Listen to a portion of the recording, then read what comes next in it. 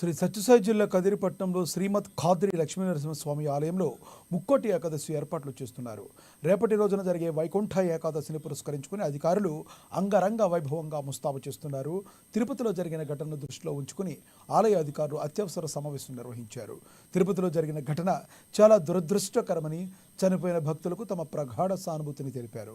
ఇక శ్రీ ఖాద్రి లక్ష్మీనరసింహస్వామి వారిని ఉత్తర ద్వారం గుండా దర్శించుకునేందుకు భక్తులు 1,00,000 మందికి పైగా తరలి వస్తున్నారని, ఎటువంటి సంఘటనలు చోటు చేసుకోకుండా ప్రత్యేక ఏర్పాట్లు చేయాలని అధికారులకు సూచించారు. తిరుపతిలో జరిగినటువంటి ఘటన ఒక దురదృష్టకరమైనటువంటి ఘటన. పూర్తిగా అందరూ కూడా చింతిస్తూ ఉన్నారు. ఇది ఒక రకంగా మాకందరికి కూడా మేల్కొలుపుగా ఆలోచన చేసి ఇవాళ అత్యవసర సమావేశం నిర్వహిస్తా ఉన్నాం. ఎందుకంటే పెద్ద ఎత్తున భక్తాదులు చేసేటువంటి పరిస్థితి.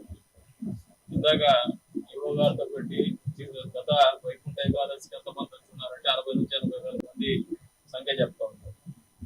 బహుశా అది పెరగచ్చు, తగ్గచ్చు, కానీ 1,00,000 పోవచ్చు, లేదంటే 50,000 రావచ్చు, లేదా 40,000 రావచ్చు, 30,000 సంఖ్యలో అయితే వస్తున్నారు. అది ఒకవేళ 1,00,000 సంఖ్యకి ఏరితే మాత్రం ఇబ్బందికరమైనటువంటి పరిస్థితి ఉంటాయి. దానికి తగినటువంటి ఏర్పాట్లు చేసుకోవాలా. అందులో నిన్నటి జరిగినటువంటి సంఘటన మా అందరికీ మరింత బాధ్యత పెంచింది.